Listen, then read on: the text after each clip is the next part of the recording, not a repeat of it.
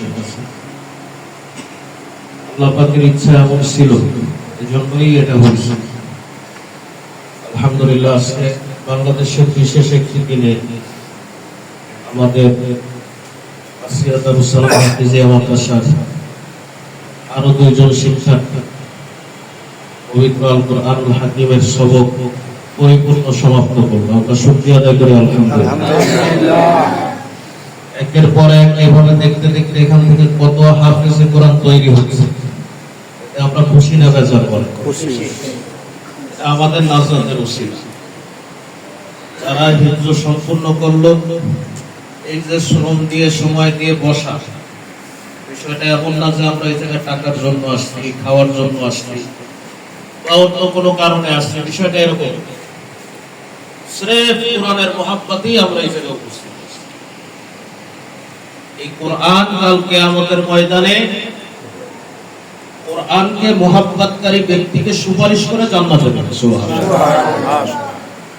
হাদিসের ভাষায় আসছে, আল্লাহর হাবিব বলেন যে কবরস্থ করা হলো যে ব্যক্তি, তার সাথে যদি কোরআনুল কারীমের মহাব্বত থাকে, আর ওই ব্যক্তি যদি কোনো কারণে কোনো আযাব এবং গজবের সম্মুখীন হয়ে থাকে পাপের কারণে, কোরআনের সাথে মহাব্বত থাকার কারণে কোরআন যেদিক থেকে তার আযাব আল্লাহ তাআলার পক্ষ থেকে ফয়সালা হবে ফেরেশতাদের মারফতে, কোরআন সেদিক থেকে ঢাল হয়ে দাঁড়াবে। সুবহানাল্লাহ। এমন ভাবে ঢাল হয়ে দাঁড়াবে, ডান থেকে আযাব আসলে কোরআন ডানে যাবে, বাম থেকে আযাব আসলে বামে যাবে, মাথার কাছ থেকে আযাব আসলে মাথার কাছে যাবে, পায়ের কাছ থেকে আযাব আসলে পায়ের কাছে যাবে। তবুও কোরআনের সুপারিশ হলো যে আল্লাহ আমাকে মহাব্বত করছে, এই ওসিলায় নাজাত পাবে। আমাদের এই মহাব্বত, হৃদ্রতা, আন্তরিকতা, ভালোবাসা, এটা যেন আল্লাহর জন্য হয়, কোরআনের জন্য হয়।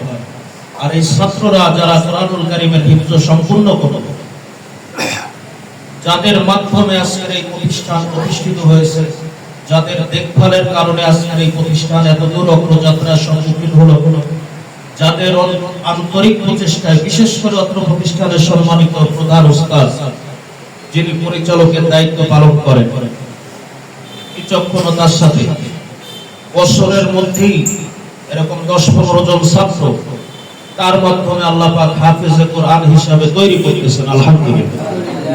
পাশাপাশি শিক্ষক যারা আছেন তাদের অক্লান্ত মেহনত, পরিশ্রম, সেই রাত 4টা থেকে রাত 11টা পর্যন্ত, সামান্য কিছু সময় বিশ্রাম। আমার মনে হয় হেফজখানা শিক্ষকদের মতো সেনাবাহিনী ডিউটিও বাংলাদেশে।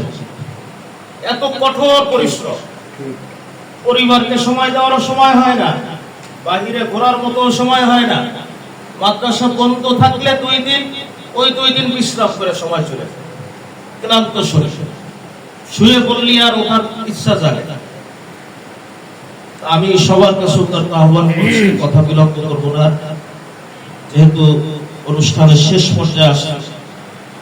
শুধু এতটুকু দাবি আপনাদের কাছে, এই মাদ্রাসাটা যেন কিয়ামত পর্যন্ত আল্লাহ পাক দায়েম ও কায়েম রাখেন। এই প্রতিষ্ঠানের জন্য আমরা যতটুকু, এখানে অনেক নারী পাকা মুরব্বীরা আছে, বিশেষ করে আমাদের হাফেজ সাহেব, অনেক বয়বৃদ্ধ মানুষ, এই শুনি চলে গেল। দোয়ার আমলের উপরে দোয়া। আল্লাহ পাক এই জীবন্ত কোরআনের কিংবদন্তি, আল্লাহ পাক যেন তাকেও নেক হায়াত দান করেন। নারী পাকা যত মুরব্বীরা আছে, যুবক ভাই যারা আছে, ছাত্র ভাই যারা আছে, আজকের এই মজলিসে যারা উপস্থিত হলেন, কোরআনের মহাব্বতে কাল কিয়ামতের ময়দানে কঠিন মুসিবতের সময় আল্লাহ পাক যেন আমাদের এরকম আন্তরিকতার সাথে জান্নাতে বসার ব্যবস্থা করে দেয়। আমিন। আলহামদুলিল্লাহ।